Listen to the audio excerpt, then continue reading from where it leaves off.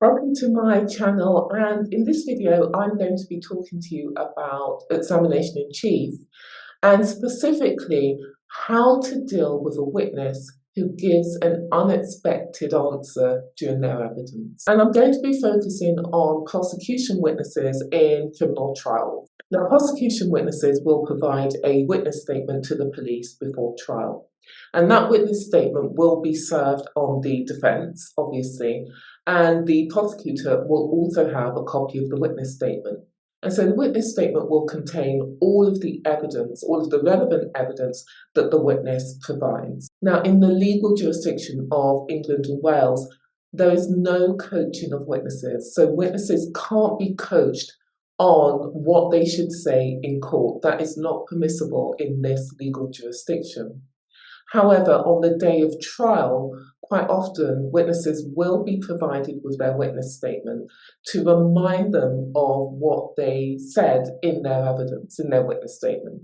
However, witnesses are human beings, obviously. They're not infallible. They make mistakes.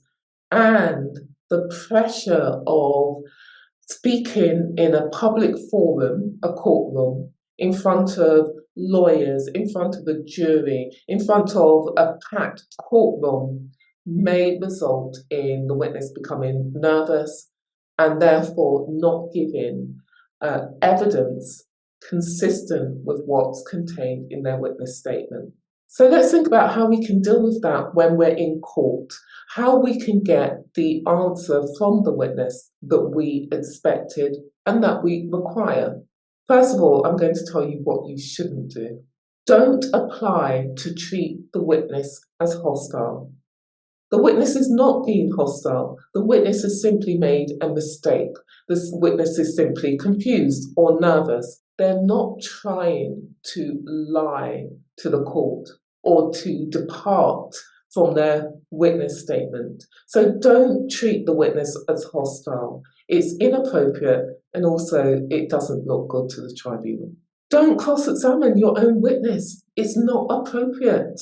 Don't show frustration. Now, deep down, you may be thinking, what the? Don't show frustration. Don't lead the witness. In other words, don't give the evidence yourself because the witness is not giving the evidence that you want the witness to give.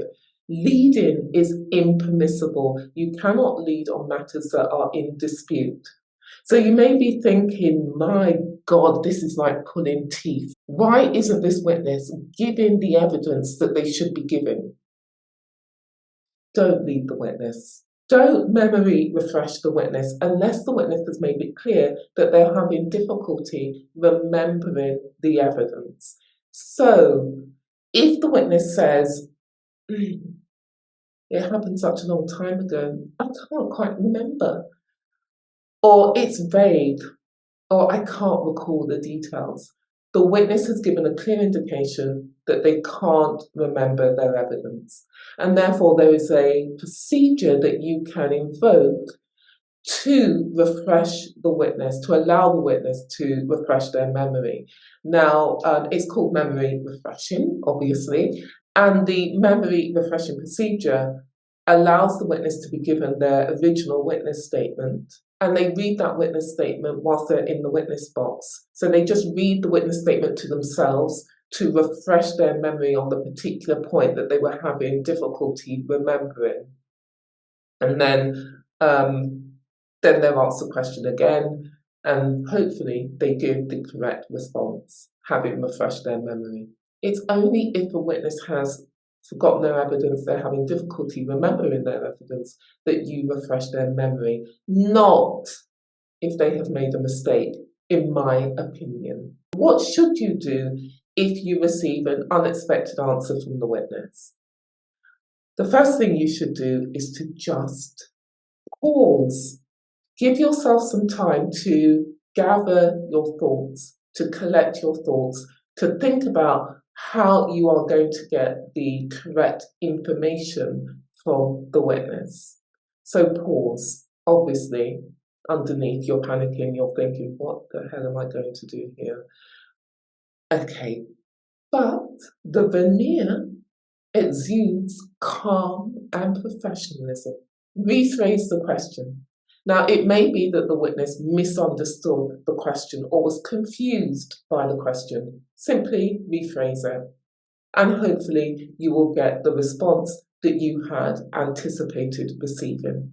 It may be that the unexpected response is as a result of the witness giving evidence of their conclusions, their assumptions, rather than what they perceived, rather than the facts. And if that is the case, well, that's an easy fix. All you would do as the advocate is simply ask questions to elicit the factual information, the evidence of what they perceived, what they observed, rather than their assumptions or conclusions. So, in conclusion, don't panic, pause, gather your thoughts, rephrase the questions. Hopefully, you'll get the answer that you expected. But if that doesn't work, then all you can do is move on to the next issue or to the next topic. I hope you found this video useful. See you next time.